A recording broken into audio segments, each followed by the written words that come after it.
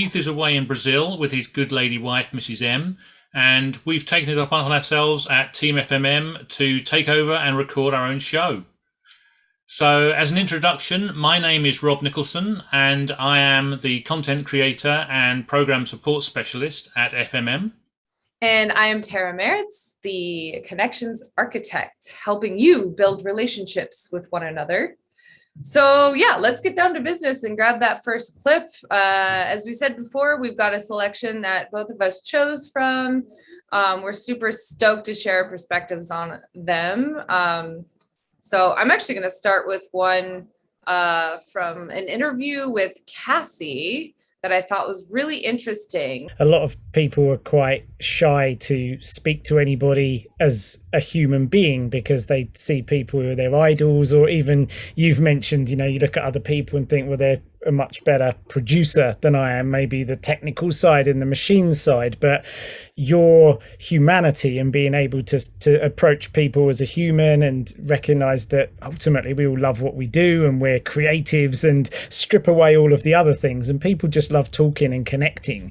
And some people maybe are a little bit standoffish and a little bit worried that they might be rejected, but you manage to build up really great personal connections and rapport with people. And then if that feels right, how about collaborating or working together? Exactly, because I had met Stephen Barkin, for example, years ago, and then I didn't realize he was Stephen Barkin because I was always really so respectful. This is the maybe even dichotomy. It's like, meeting your idols. First of all, I think idols are that's just so bad that our society needs idols. We always need to, this like look up, and then whatever this person says and does is like, that's maybe cool when you're 13, 14, 15. But then, because whoever it is, Beyonce or whoever you are, like Christina Aguilera or whatever, that's cool.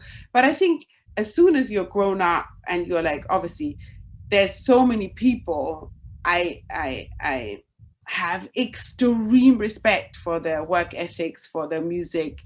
But when I met them as in person, I was just not very impressed. Or I was just also like, not vibing, or maybe not liking what they were saying, and not liking how they are as a person, and or finding certain ways of, obviously also the business, a lot of people are guarded or have to protect themselves, had different experiences, different pasts, whatever, different personalities.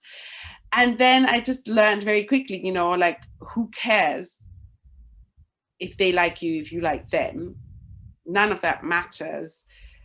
I love their music, I respect their music, and the rest is best to not meet people in the end.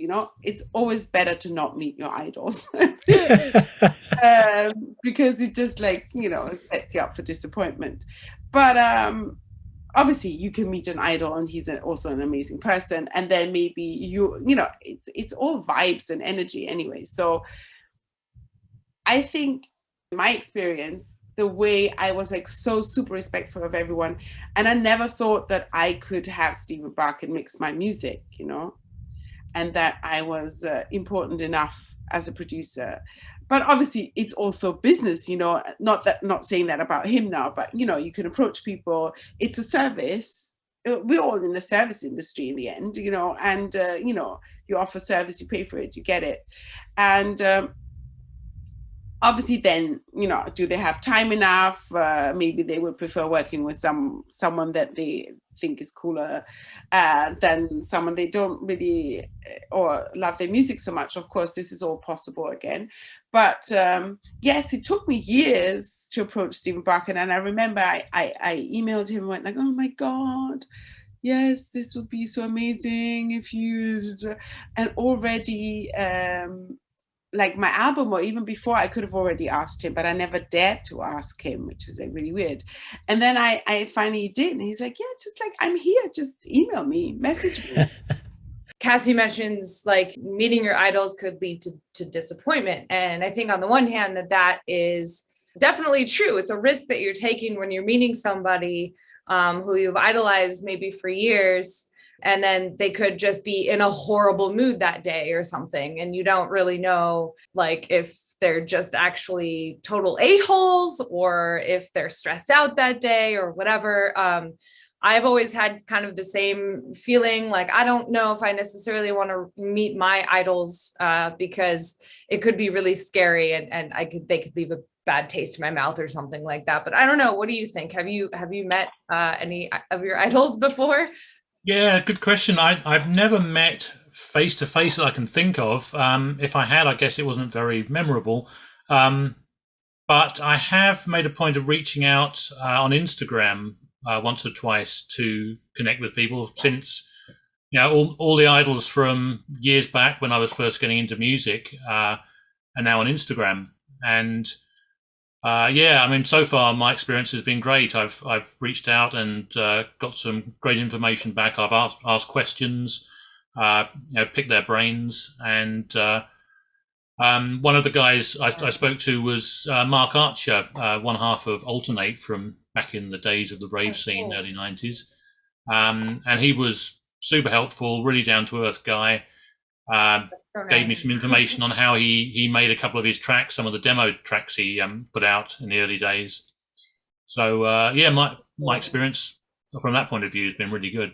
That's great. Yeah. I've had a similar experience actually going through Instagram as well, which is a surprisingly powerful networking tool, as well as all social media platforms. I mean, Twitter is amazing, even though I hate it, but I've heard a lot of people love Twitter. But Instagram has shown to be really awesome for me too. And whether or not it was the actual person responding to me, it was still really nice to know that like somebody was, like responding, I guess. I would have preferred it to be the actual person. I reached out to Machine Drum once and got a response, but I'm really not sure if it was him, but I had tagged him in a show that I went to on New Year's in 2020. Right before COVID hit. And it was so awesome. And I tagged him, and then they included it in the story. And the whole time I went on thinking like, oh, it's actually Machine Drum, but probably maybe it wasn't. And then another person I reached out to was Vinyl Williams, who's super obscure, kind of, it's not even electronic music, but been one of my idols, absolutely huge fan of his for about 10 years. And he actually followed me, and we had a full-blown conversation on Instagram. He still follows me too, which is really cool. And I was just blown away by that. So I think it's really important that like you are connecting with people. And I think I personally think that connecting with your idols is a really awesome thing to do. But I totally get what she's saying here, because it could be really scary if they're rude, and I've heard that happening a lot. Yeah, very true. Yeah, and then another thing that I thought was interesting in this snippet was how she was talking about like how we're essentially working in the music industry, or in the service industry. The music industry is the service industry in a little bit, because we're giving service to people. Like ideally that's what you want to be doing when you're making music, is like making people happy, making people want to dance, giving them a safe space to enjoy themselves in. And so I thought it was cool that she brought that perspective of like the service industry into that. Yeah, I mean, something else that made me that clip made me think of was that obviously, if these people, your idols, your heroes, there's a likelihood that the music you're making is going to be in some way based on music they've made in the past. So they're going to be a great resource, one of the ultimate resources for finding out more about that type of music. So and this is going back to our meeting recently in Team FMM. Obviously, you were there, Terra, where Anna gave us the quote. Now, every Monday, one of the team members brings a quote to the meeting, and Anna's it was quite bizarre, but it was, "Who's got mouth goes to Rome," which we found out basically translates to, "You don't ask, you don't get." And that, I think that's what it comes down to with meeting your heroes. You can ignore it, or you can make that contact if the opportunity comes around and get so much value out of it. Yeah, it's actually very, very true. And that the same idiom kind of in, I guess, in English is the squeaky wheel gets the grease, or something to that effect. So it's the same kind of thing. It's like, you don't ask, you don't get. It's super true. And I think it's a really powerful quote. And one of the other like podcast snippets that I was planning to talk about has more to do with that. So we'll get onto that later. But I definitely think that in Cassie's case, she has talked about earlier in that podcast how she's such a social person and how she doesn't do business networking. It's more social networking. And if she, feels good vibes from other artists or producers, engineers, whoever, that's mostly the basis of which she'll connect on, and not so much like doing business, but then maybe doing business with somebody who has good vibes is what happens next. And I think that's really cool. And I know a lot of people, like, it's scary if you're in a situation, you're like, I know that if I talk to this person, that opportunities could come from it, or I could be completely rejected. And so it's this thing of like taking that leap and pushing yourself outside of your comfort zone, which is where the magic happens, and actually talking to somebody that you would otherwise be really afraid to talk to. And you never know what could come from that. I know a lot of our members talk about networking when they're out, and some of the opportunities that have come from that. So it's definitely like a very scary prospect, and socializing does not come easily to a lot of people. I know it's really scary, but I just thought that Cassie's take on the like social networking versus business networking was really helpful to hear about. Yeah, very much so. Yeah. Cool. So yeah, I don't know. Let's move on to another clip. What do we got here, Rob? I've got these locked and loaded and ready to go. Just throw one on. Let's see what we've got. Throw one on. All right, here we go. Dice. Cool. This is from FMM167. Let's hear what Rob has chosen here. So here's my response to how you find your own sound. You don't. You don't find your own sound. Your own sound finds you. And that's what we're going to be diving into. I thought it'd be great to have a discussion around this because it's important. If you try to force originality, you try to force a sound, then it's not going to be authentic. It's not going to be exactly what you love. That's what authenticity is, what you love, right? And if it's not authentic, then of course it can't be your sound. And I think there's a kind of a double whammy in this as well, because forcing something, I mean, just listen to the word, the way that we're putting that, forcing something, it's not that pleasant, right? And creativity is about play and exploration. So it's forcing versus doing what you love. Being authentic is doing what you love, what lights you up, what is exciting. Forcing is the reverse of that. But also it's a double whammy because you're going to end up with something that's not you. So forcing it is not the answer. Going out deliberately to try and find my own sound and worrying about this, which I know a lot of people do because I get a lot of questions. Keith, how do I find my own sound? What have I got to do? What do I have to do to stand out? So it's on people's mind and they're deliberately trying to figure this out. And it's not the answer. See, the deal is that if you're brave and you follow your heart and you explore and you experiment, then the byproduct of this, the natural outcome of this, will be the discovery of your sound. Alrighty. Cool. So the first thing, one of the words Keith used at the end there was experiment, and I think that's a huge part of it. If you ask me now what my sound was, if I had a sound, I'd struggle to actually come up with anything or agree that I had a sound. But I know that along the way, I feel like I've made big steps towards finding my own sound by experimenting, and it's by experimenting. I suppose I mean having fun with the music, not being too judgmental of your own music, what you're creating on a day-to-day, week-by-week basis, and then just enjoying the whole process. And from that, you're going to be pulling in all sorts of random ideas and original ideas, as well as, of course, as mixing in with all the influences you've had over the years, because that's what it is. It's all those little details coming together, which makes something unique. No, that it's very true that like your sound will find you. I think that's such a powerful comment there, because it's true. It's just after years of diligence, or maybe not even years, just finishing as many tracks as you possibly can.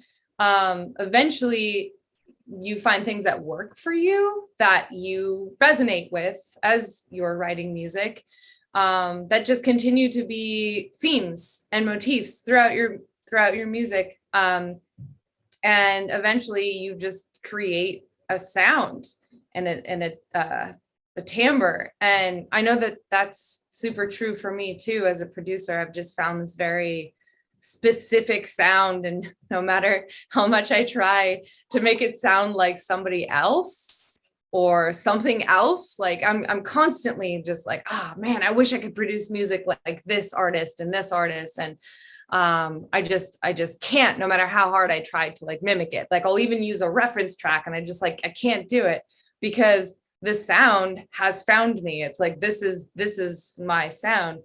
And that's something I think that is something to be really proud of too, is when you've finally gotten it. I think it's also perhaps a byproduct of mastery, maybe a little bit, is when you when things start to sound consistent, is actually a really, really exciting moment. And of course, that's when you get objective feedback, or when you're getting feedback from other people that are like, oh yeah, I know that that's your sound. It's kind of a really exciting moment. Yeah. And I mean, for years I was copying, and I still do to some degree.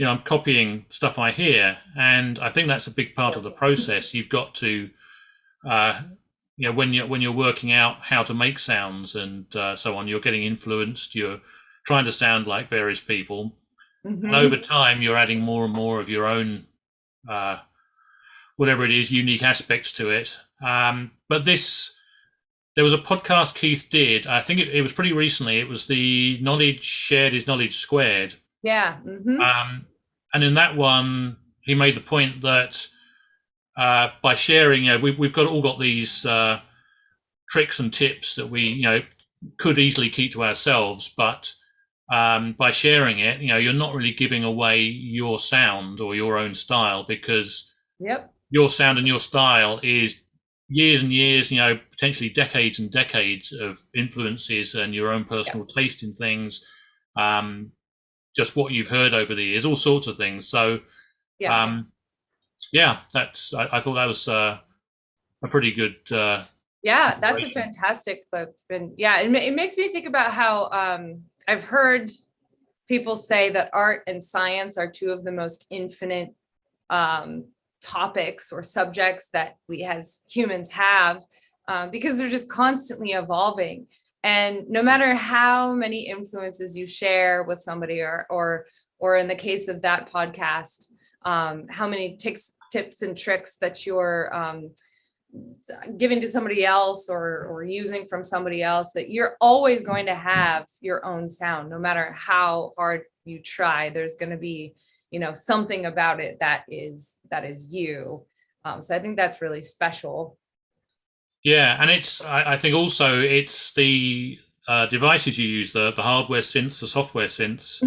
You can use the same kit that the people you want maybe to sound like, or the people who have influenced you over the years have used. And this is something I've done. I've picked up stuff on eBay, which so and so used in their albums at some point, and what I'm using it for is still going to have my own spin on it. I can use the same kit, but I'll use it in my own way. So, you can, even if you have the same gear as somebody else, you're going to have your sound come out of that. Yep, you're always going to put your own spin on it, or at least we hope. Yes. That's great. I'm going to play another clip. This one is from Mari. This is actually episode 16, so very, very early on in the FMM podcast. So let's talk to me about your social media. Definitely. Well, for me, the way that I use social media, and honestly, I'm not a big social media person, but I have come to embrace it because I feel that it is pretty important in this day and age, which I don't know if that's a good thing or a bad thing, but it is what it is, and you just have to accept it and get on with it, I suppose. But for me, it's just sharing a part of myself. Like I don't have an image that I'm trying to maintain. I had someone that was interested in possibly managing me, and he said, "What do you want your image to be? How do you want people to see you?" And I was like, I don't want them to see me like anything. I just want them to see me as me, the person that I am. And they couldn't really understand what I meant by that. But for me, like I share videos of me like with my monitors enjoying my music, which I look like a total goofball, but in the end it's just me because it's my personality and I don't really care. I just do it and I'm like, well, whatever, you know.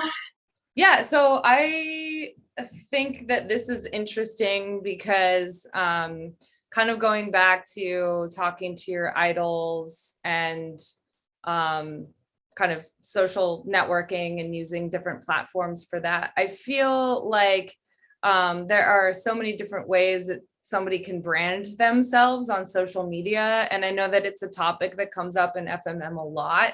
And it's such a huge and important aspect of being an artist, I would say, unfortunately, because of course, all of us want to spend more time making art and music. And we don't want all of our time going to social media, but it can be such a powerful networking tool and it can be done from the comfort of your home. So it's highly recommended, of course, to do as much networking online as you can, because you never know what relationships are going to form from that.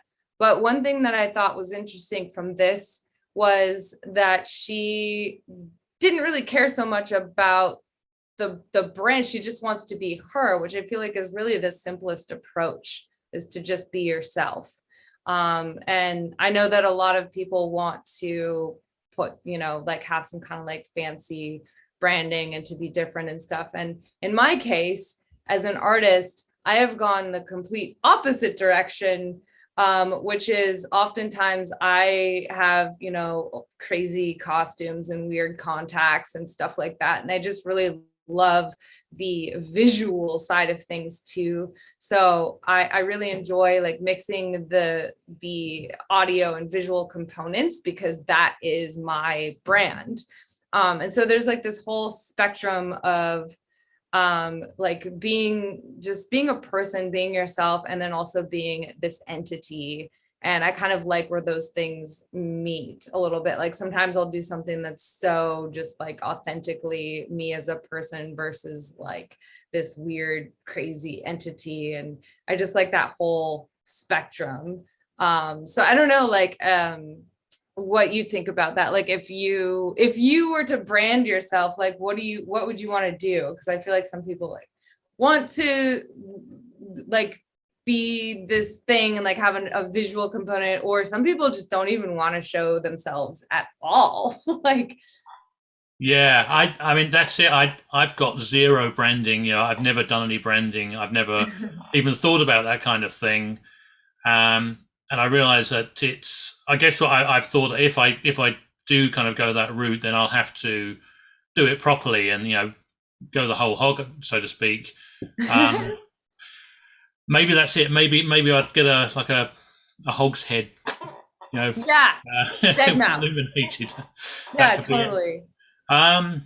Yeah, I really don't have any intention to do that. I mean, for me, it's just the music and nothing more. I put the music out there. Maybe it's foolish of me not to try and make more use of social media and of all the branding possibilities. But it's really enough for me to be doing, just to be making the music, putting it out there, Right. and kind of taking my luck with it.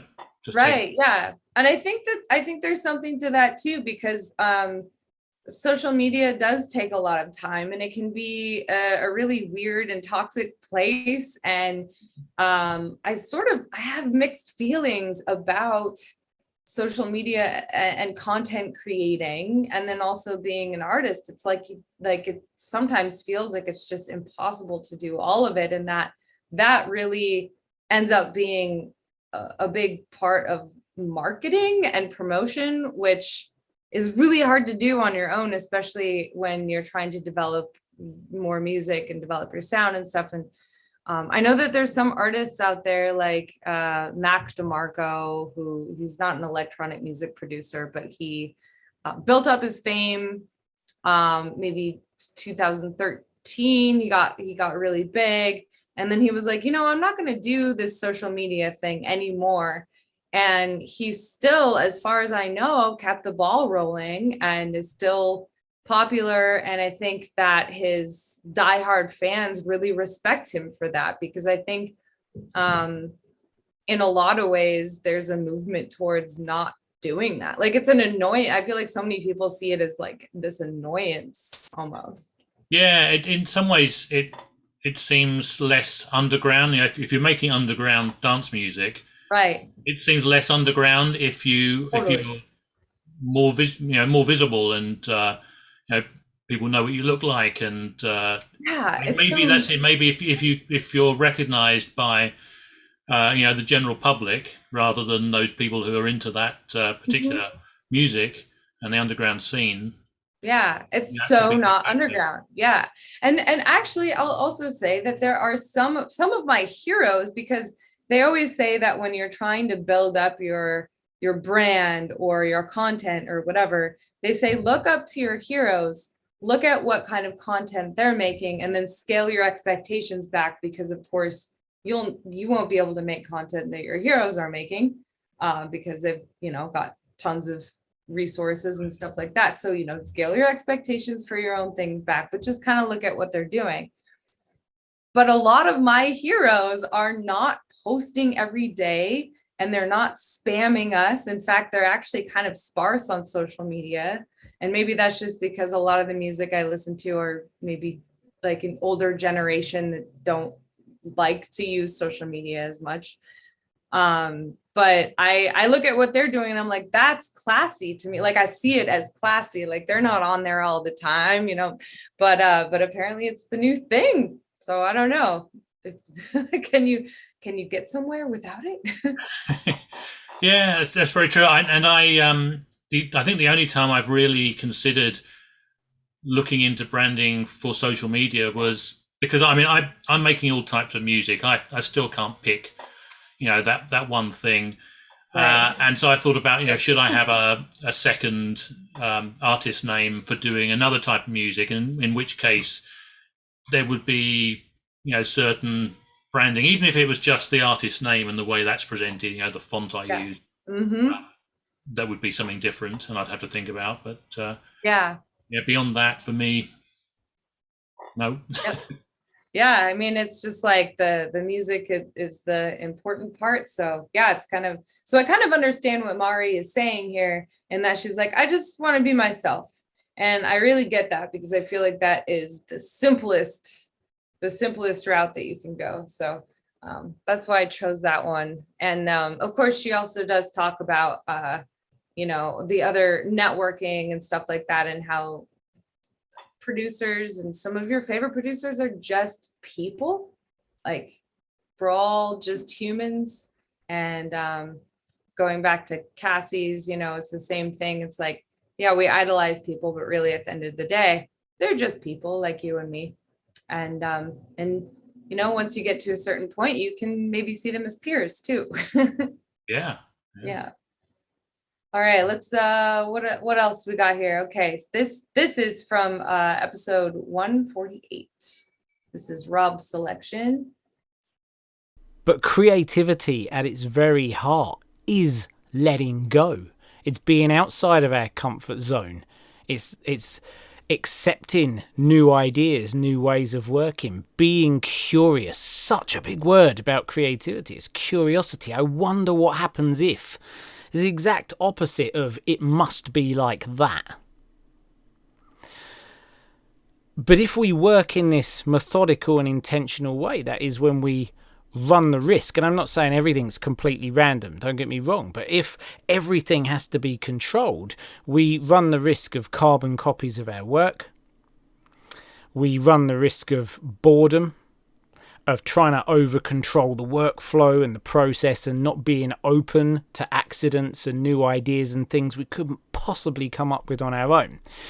And tried and tested tends to lead to tried and tested. Same old, same old. Now, don't get me wrong, again, there are classic sounds and classic music that even with a modern interpretation on it still sounds wonderful. However, if you do want to push the envelope with your music, then you gotta do something new. And something new is going to come from letting go. And happy accidents is one of those ways that we can do that. Either unintentional, as I'm going to talk about, which still requires us to be open, to acknowledge them, to explore them, rather than to rubbish them and chuck them in the bin and act too hastily. That's not what I wanted, therefore delete it before I even give it a second chance or a thought. And it can also come from this more intentional idea, which we're also going to look into, of designing an environment or acting and behaving in a specific way that encourages these results that we couldn't possibly hope to come up with just by following a tried and tested routine again and again and again. Very cool. Awesome. Yeah, well, for me, happy accidents, fantastic. Very much my thing. Thumbs up to happy accidents. Yes. I don't think there's a track, very few tracks I've made haven't had some kind of not unfortunate, but something didn't quite go the way I was expecting, and that turned out to be the highlight part of the track, or that was the theme of the track.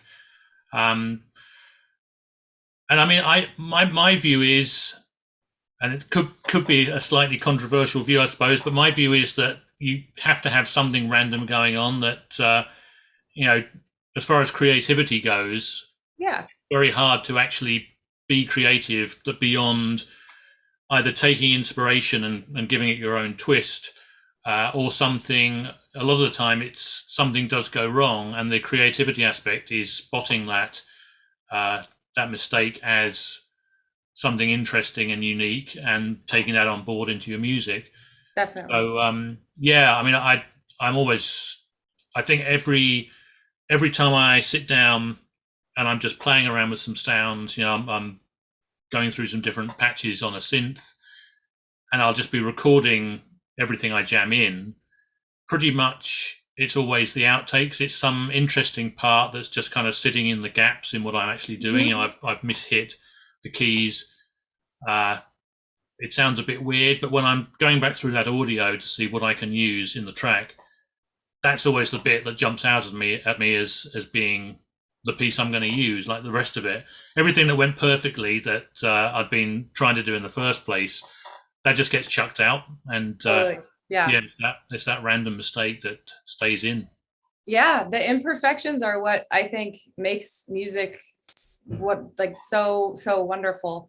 That's the same for me too. There's several things I can think of off the top of my head of mistakes that I've made, or I was just playing around with an arpeggiator or something like that, and it just created this incredible, like, flourishing arpeggiated thing that I was like, wow, that's really complex and amazing, and like sounds so out of my capabilities, but like somehow I like did that without even trying.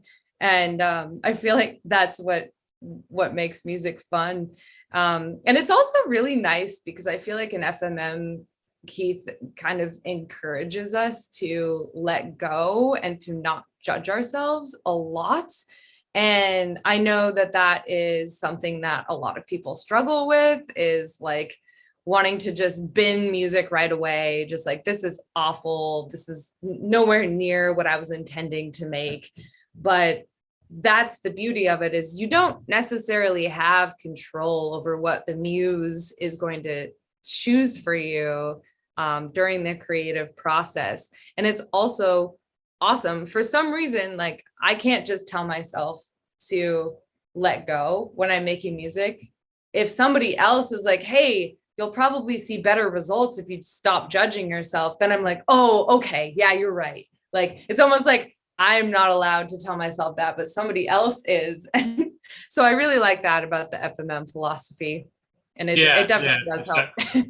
I see you're getting outside your comfort zone a bit, and just trying to see what happens if you kind of just let go and leave it to the laws of nature to make things happen there. Yeah, it's interesting though, because there is this balance between, because then another one of the kind of approaches that we talk about a lot is use a template, like use a reference track. So, and you think like, oh, time yourself, like only produce for like an hour. So you think with those sorts of limitations, you're like, well, that doesn't really like lend itself to experimenting or whatever. But actually, the thought that creativity loves limitations is such an interesting concept that I never would have thought of. Like, if somebody would have said that to me, I would have been like, no, man, that's BS. Like, it does not like limitations. Creativity needs to be free and totally just unhinged. But it's interesting because there still is a certain degree of control in the experimentation, if that makes sense. Yeah, I agree. It's a mixture of that control and that random nature, the kind of the two sides, keeping it in balance. And I mean, most of what I'm doing is very much planned. There's a template. I've got my sounds chosen, but I like to add some kind of element of random into some aspect of it, whether it's just one sound element or in maybe the effects processing that goes on, maybe the drums, maybe the percussion. But it's reminded me, there was way back when I was first getting into making music, there was an interview with Erasure. They were talking to Vince Clarke, and he was talking about his, like the two sides. So the two of them in the band. So Vince said he was very much the sort of the robotic side. He had his synths, everything was quantized, everything, like the drums were all right on the grid. And he left it to Andy Bell, the singer, to do, like, put all the soul into it, like the human feel and the, I guess the imperfections, just that non-computer robotic side of things. The organic side of things. Yeah. I find that because I produce electronic music with singing over it, so it's that is the thing that adds the more human characteristics, because I'm still learning how to get the groove right and all of that, but definitely by adding those organic things, it really helps a lot. Yeah, it's never perfect, and we love that. That's how it should be. It's how it should be. So let me see, I had another snippet that I wanted to share here, and this was about episode 138, take your opportunities or someone else will. So this one kind of made my heart rate go up a little bit. Luck is what happens when preparation meets opportunity. We'll get the opportunities. Without the preparation, you don't get to be the person that's, oh, they had a lucky break. Well, it wasn't really luck. It was preparation meeting this opportunity. So this is a Roman philosopher, Seneca. Luck is what happens when preparation meets opportunity. Now, what some people say is on a day-to-day basis, yeah, look, I know, I should be working, but I've only dropped the ball today. It's only been a few days, or it's only a week off.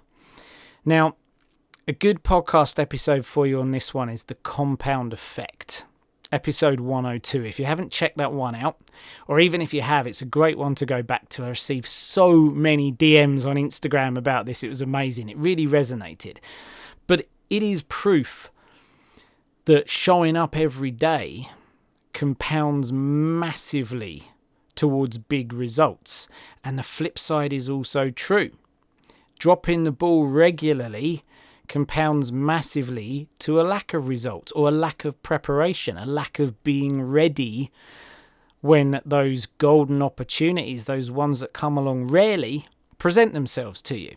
Cool. So I liked that clip. That is a quote that really stuck with me, and definitely lit me up, because it kind of goes against the theory that right place, right time. Yes, right place, right time is for sure something that works for a lot of people. A lot of successful people use that phrase very casually, like I was just in the right place at the right time. But what they don't talk about is that they were prepared for the opportunity, because they were practicing and they had something to show for themselves. They had, at the very least, set the intention with a lot of material behind them or whatever to meet these opportunities. And even just the title of that podcast, like take your opportunities or someone else will, it just kind of gives it this like twist that's like, oh, I don't want somebody to take that opportunity because I want that opportunity.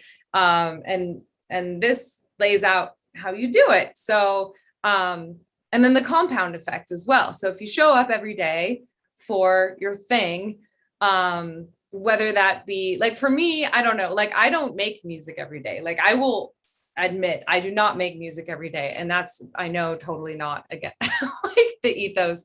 But if I'm not making music, I'm doing something for my music every single day. I'm like, if I'm not making music, I'm learning something new. Like I just started the drum programming course from FMM, which is amazing. Highly recommend it. And I'm not yet like applying the things that I've learned, but I'm taking notes. I'm checking out the ones I want to go back to learn. And if I'm not learning something else, then I'm like batching social media content, or I put, like, even if I'm having a super lazy day, I'll post a thing on Instagram and be like, okay, I did something.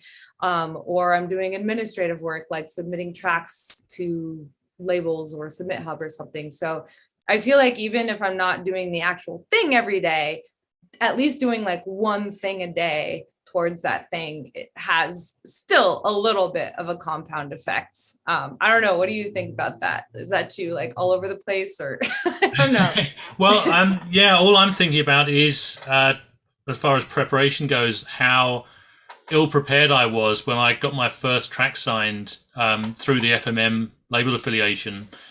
And I realized, I think I had the sum total of 2 tracks which I'd been sending off. And I realized at that point that I didn't have anything to follow up with. You know, there was nothing, I didn't have that portfolio of music to send off in case, you know, someone at a label said, have you got more of these? Which they did. So that was a big lesson to me. And since then, you know, I've made a point of having that kind of catalogue of music in a variety of styles, but several tracks from each style that I'm making tucked away so that I am prepared, because that's great. You know, I realized when that happened, I was like, oh, you know, what do I do now? I can't just throw together several tracks in the next couple of days. So it's, you know, I found myself at that point again where I've been asked to provide on SoundCloud to send a playlist. There was someone I reached out to, got into conversation with, and who asked me, he was getting into A&R and said he wanted to give my music a chance and show he was doing his thing.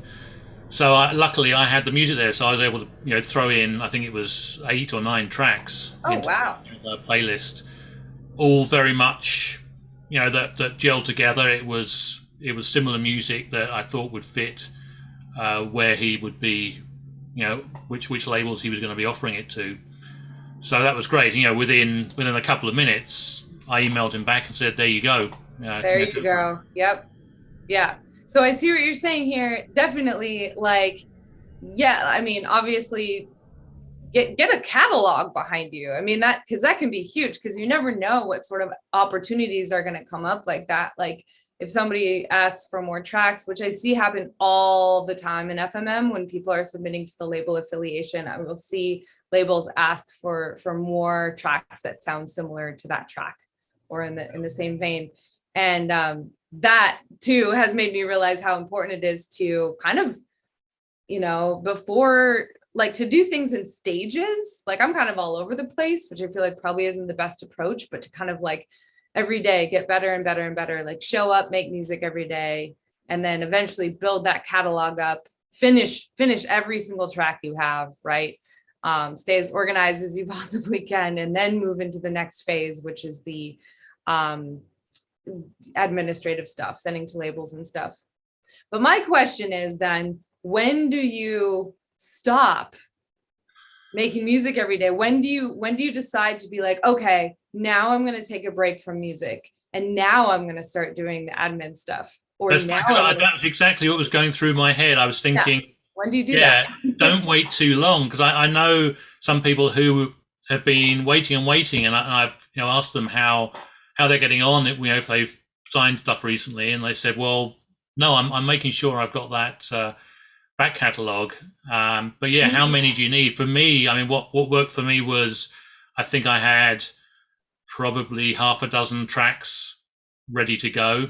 I made sure there were always half a dozen tracks or so sitting in that hard drive ready. So if I did send some out, if I did get some signed, I'd be making sure I was filling up that vault with a few more tracks. I like that. I like that. Just kind of making sure whatever you want your backlog to be it like 5 to 10 songs or something like that you've got a backlog. Because I find it's hard to figure out at which point, like, do I do things all in clumps? Like, okay, I'm making music, now I'm stopping, and now I'm promoting the music. I find that to be very challenging, because the sound is always getting better. Like the more I make music, the results come in, and you're like, okay, it's getting better. And then I've made all this other music, and I'm just like, oh, but I don't even want to share that music anymore. Like I want to share all the new things. And then, so. I know that. I know that feeling. Yeah. I feel like that is one that probably many producers can connect with. Yeah, and I mean, I know I've got some tracks sitting around which, at the time, they were like the best things I've ever made, and I'm going to save those for the big labels. And now, they're still sitting there kicking around. Every so often, I'll discover them, and they're not even things I'd bother about sending out, or maybe chuck them onto a free service somewhere, stick them on SoundCloud, just for the sake. Yeah, because I feel like music is meant to be shared. So it's a similar thing where I start to feel cranky if I'm like sitting on all of this music that I haven't shared that's done. But you're like, but I also don't want nobody to listen to it. But I also don't want to just hold it, because like, so it's definitely a tricky thing. And so it's awesome to hear about other people's systems on that front. Let's go into the next clip. So we've got one more from you. This is 164. A group of members inside of my community, the Finish More Music community, decided to undertake the 30-30 challenge. This is finishing 30 tracks in 30 days, so one track a day for an entire month. And they did this, and they shared their takeaways in the community, and we thought, you know what, it'd be a great idea to do a masterclass. We'll get the guys on, we'll do a round table, the community can ask questions, they can explain their process. Everyone had a different process. What did it look like? What happened as a result? And of course, one of the questions was, well, didn't you notice the quality of your music decreasing as a result of having to finish one track a day? And the answer was no. Not only did we not notice the quality decreasing, we noticed the quality increasing.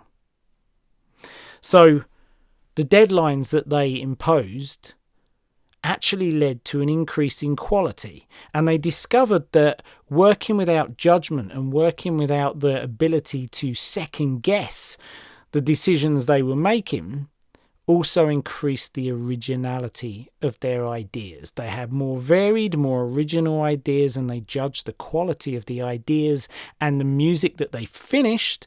Technical, jiggery pokery, the full piece, compositional quality, everything to be better. Very cool. Alrighty.